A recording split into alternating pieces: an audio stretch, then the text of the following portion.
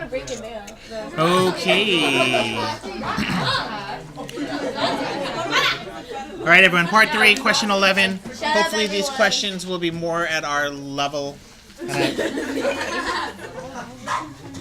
A temperature at location at a oven is normally distributed with a mean of 1,000 and a standard deviation of 50. Okay, so X is normally distributed with a mean of 1,000 and a standard deviation of 50 degrees.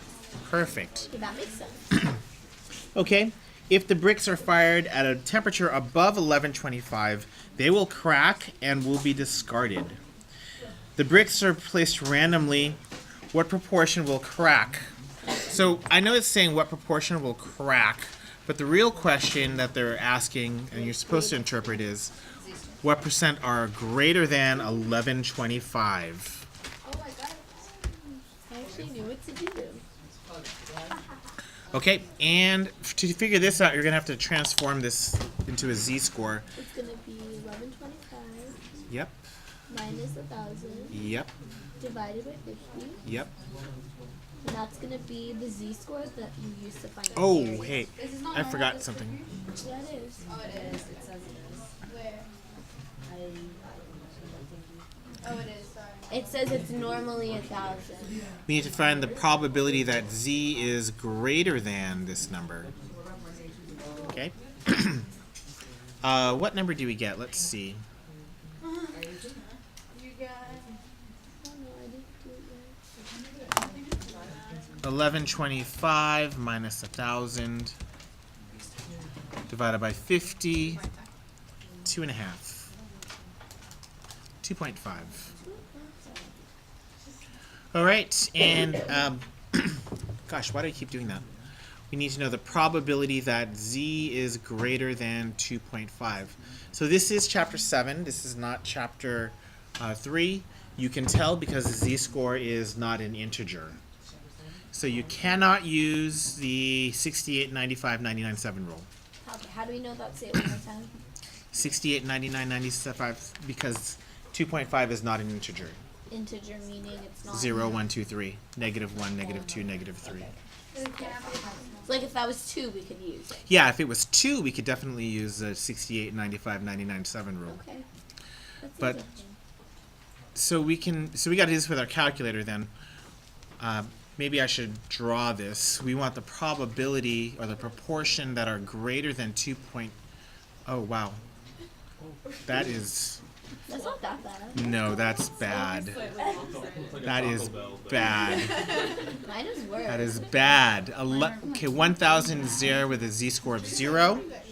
1125 is, let's call it here, with a z-score of 2.5. And we want to know greater. Greater is the right tail. Now, kind of back on what we were saying, we want a right tail. So remember, the far right side is 1e99. The far left side is negative 1e99. So our lower bound is 1125. Our upper bound is 1e99. We're doing CDF. Yes.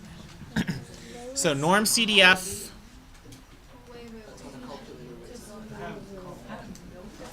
I got it. Can I try it? 2.5 to 1e99.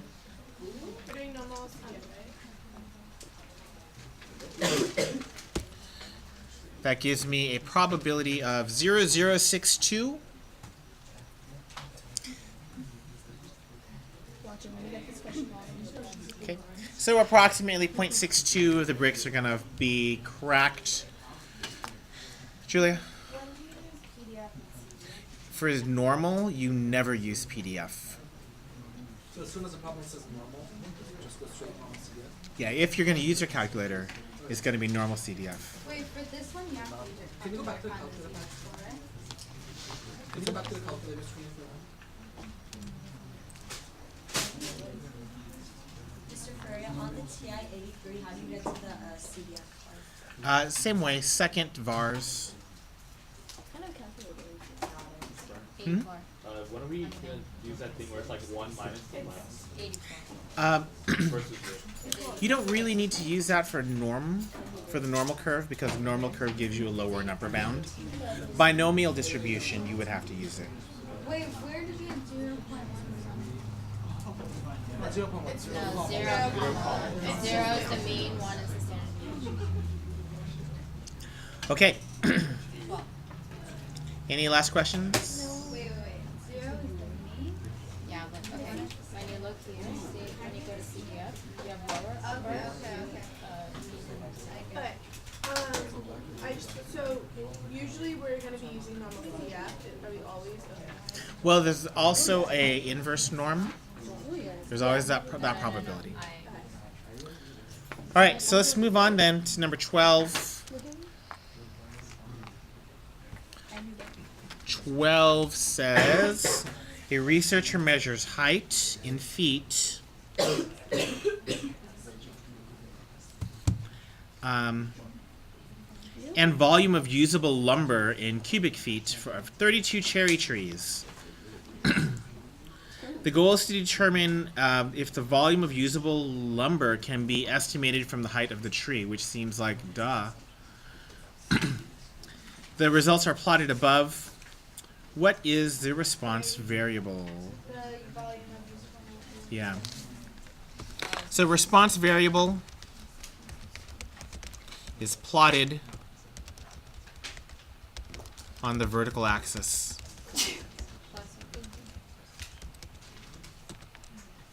So the response variable is volume of usable lumber. The other one is called expand. Yep. So what's the one called? Expand. And it's always on the horizontal. Yeah. Response is the dependent variable. Yes. It's like the reverse. 13. It's not me.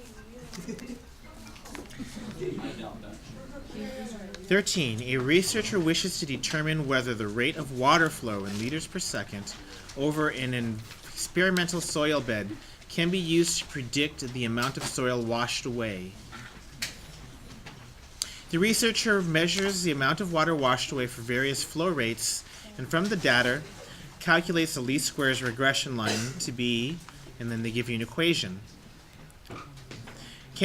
What can you determine about the correlation between the amount of eroded soil and the flow rate? Okay. So first of all, is correlation... Actually, before we go to that, let's just remember how we get the formula for correlation. Correlation...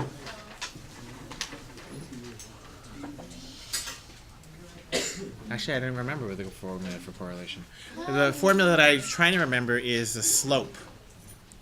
The slope is the correlation times the standard deviation of the y-coordinates over the standard deviation of the x-coordinates. So in other words, if r is positive, b is positive, and vice versa. If r is negative, then b is negative. And B is correlation.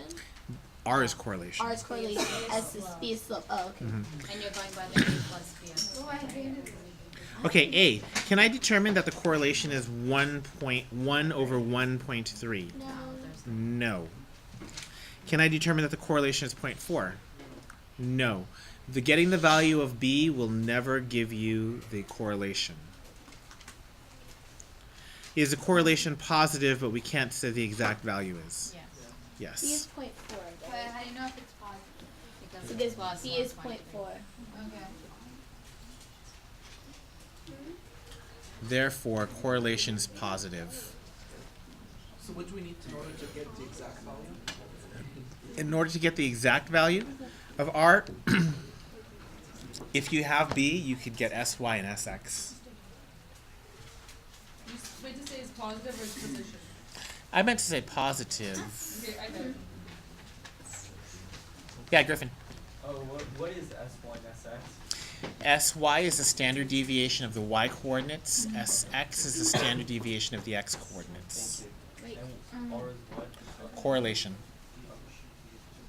You know how whenever you go on it with your calculator, there's like two equations. One's like a plus bx, and one's like b plus ax or something.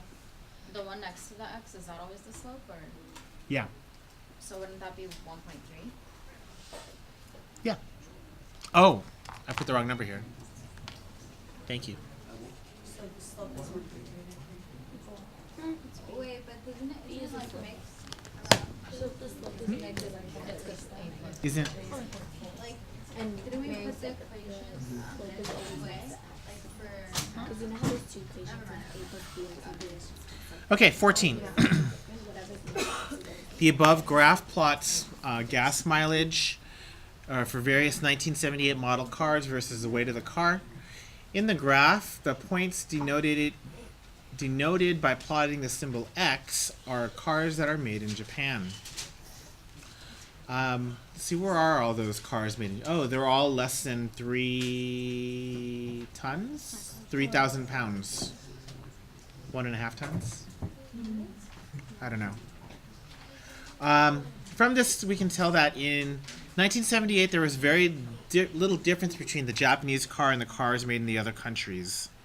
No, I think there's a big difference. The cars in Japan tended to be a lot lighter than the cars. Yeah, we only have one guy.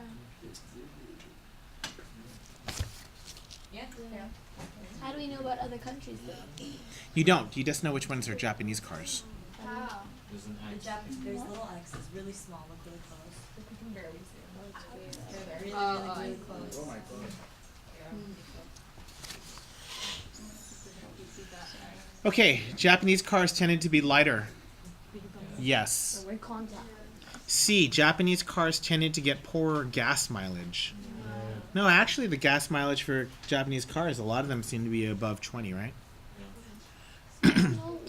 This plot is invalid.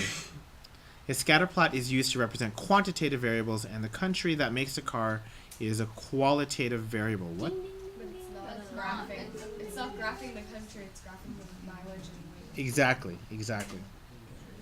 Okay. There is a way to get some amount of categorical data on a scatter plot, provided that there are quantitative values associated with the quantitative. Okay. So 14. Yes. What is it? The Because most of the X's are like on the left, yeah. and it's right here. No. But okay, but like shape wise, like.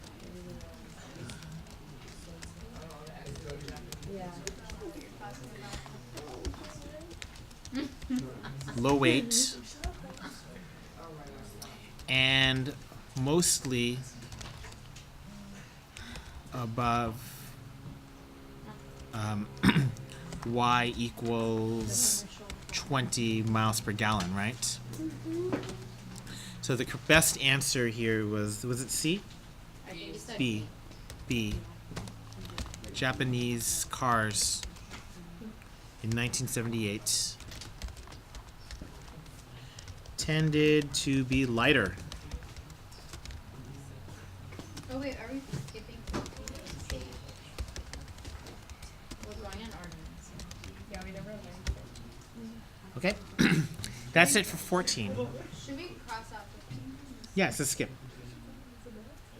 Is it just because we never got to that? Let's take a look at 16.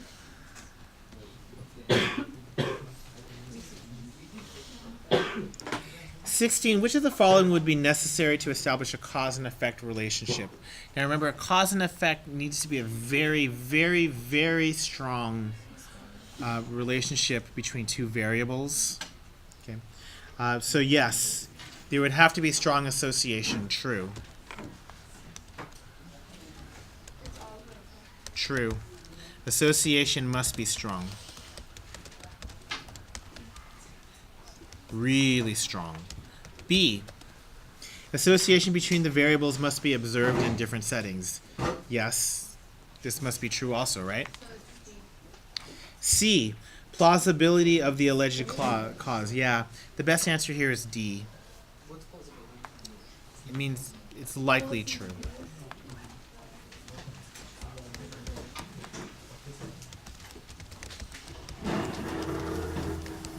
All of the above are true. Mr. Furman, Hmm? what does it mean, like, possibility to be like? That means like you have to be able to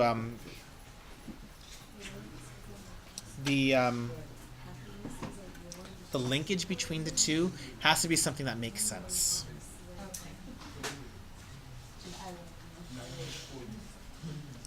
Okay, let's move on to 17.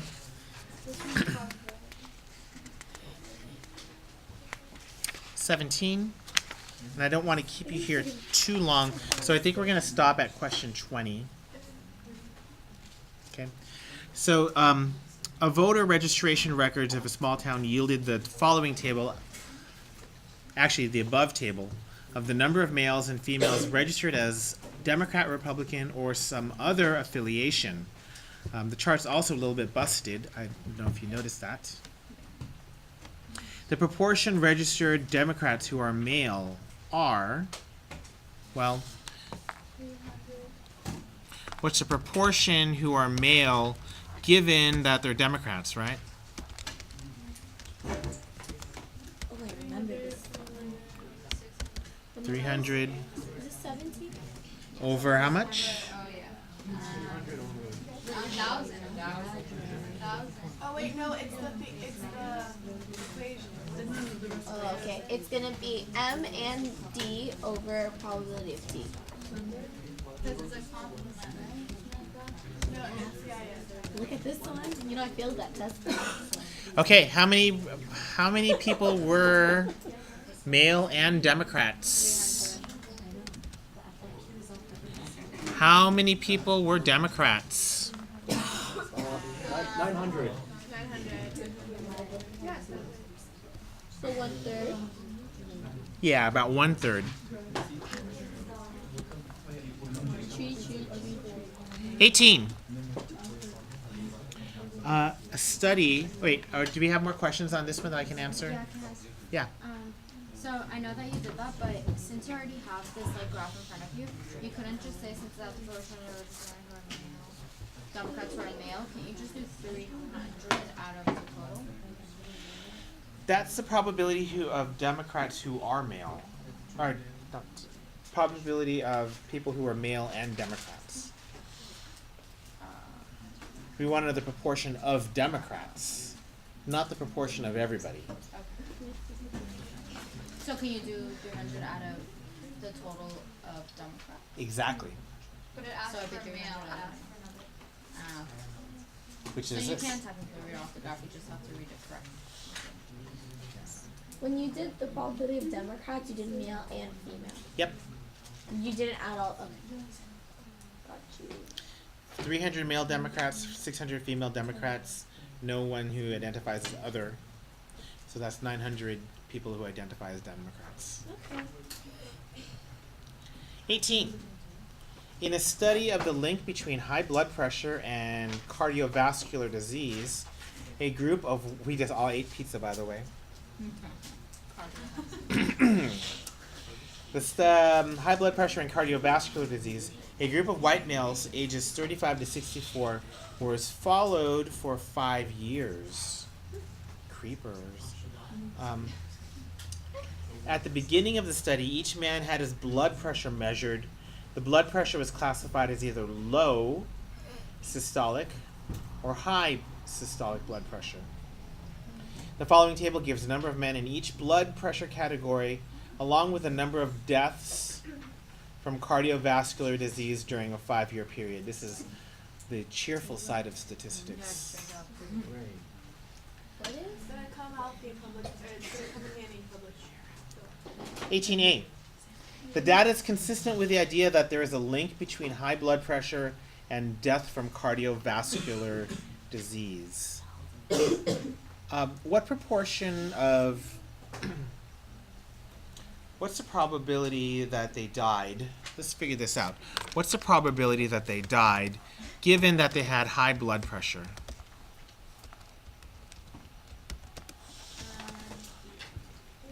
50 out of 50 out of 3,500, yeah. That's not a lot.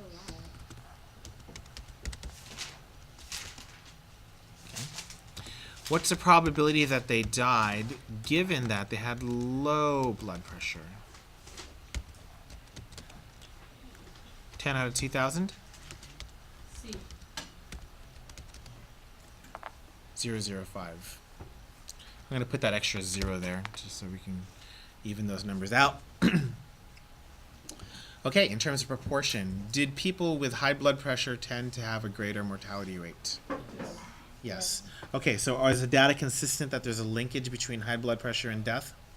Yes. The mortality rate for men with high blood pressure is 5 times the mortality rate. What's 5 times 0.005? 0.025, yeah. Is that 5 times? No.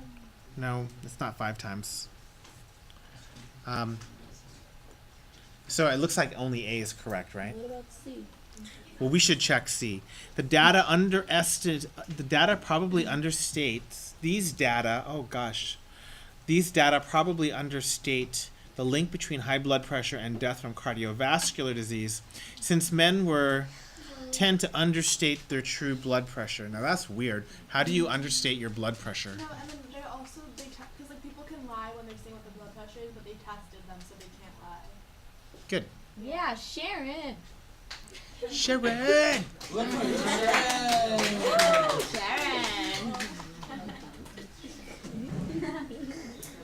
So A is the only one that's true, right? Yeah. A. What to do? So A, true.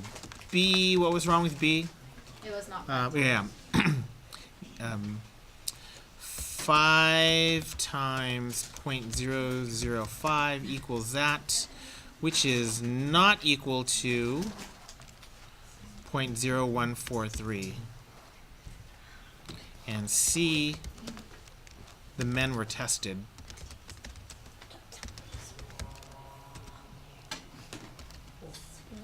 They did not state their blood pressure. Okay, that's great for number 18. Number 19. Fluoride mouthwash. Yum yum. Does fluoride mouthwash used after brushing reduce cavities? Awesome. 20 sets of twins are used to investigate the question. One member of the twins used a mouthwash after brushing, the other did not. After 6 months, the difference between the number of cavities using the mouthwash was compared with the number of cavities with those who did not use the mouthwash.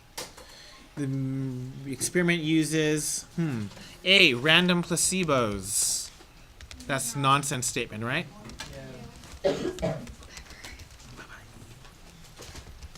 Is nonsense vocab. B. Double blinding. Okay. Honestly, from the second sentence, No blinding was mentioned, right? Yeah, because they don't know. They know, like, C. What does C say? Replication. Double replication. what is it again? Nonsense. I don't know. No, I actually have a really good British I have a terrible British accent. See, it sounds like good vocab, but it's really not. What is double replication?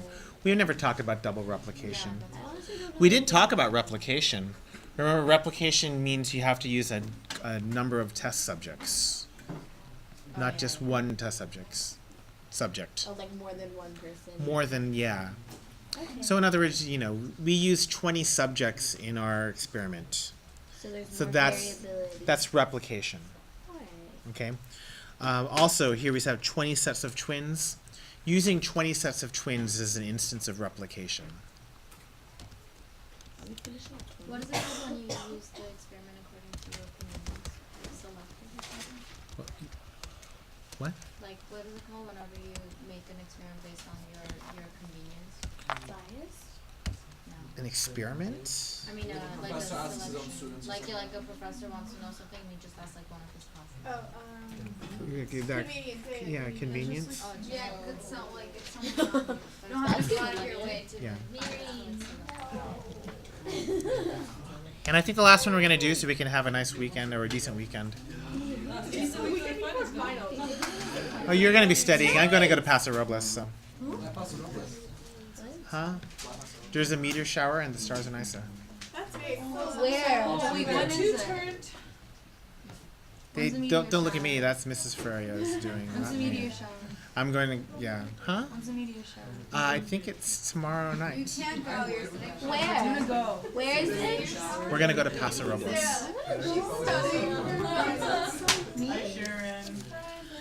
Last one. In a study of human development, they showed two types of movies. This is a test question. Yeah, we have it. Used showed two types of movies to groups of children. Crackers were available in a bowl. The crackers in a bowl question. I didn't have that. One movie was shown at 8 a.m. The other was shown at 11 a.m. It was found that during 11 o'clock more crackers were eaten. I wonder why. Than at 8 o'clock. Of course, this is going to have, the time of the movie was a confounding variable. We should go through all of these and kind of figure out what's wrong with them, though. Part A, the study was not double-blind. Neither the investigators nor the children should have been aware of which movie was being shown. So they knew what they were watching. There was no way to double-blind this experiment, right?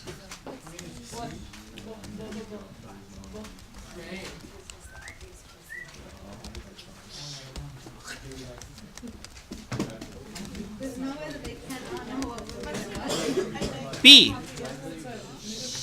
Investigators were biased. They knew beforehand what they hoped the study would show. No, they didn't. We don't have any evidence of that, right? You're bullshit. You said it, not me. C. Investigators should have used several bowls with crackers placed randomly in each one. Bullshit. What does that mean? Nothing. Random Bullshit. crackers placed randomly? Like random, like different types of bananas. Wrong sense.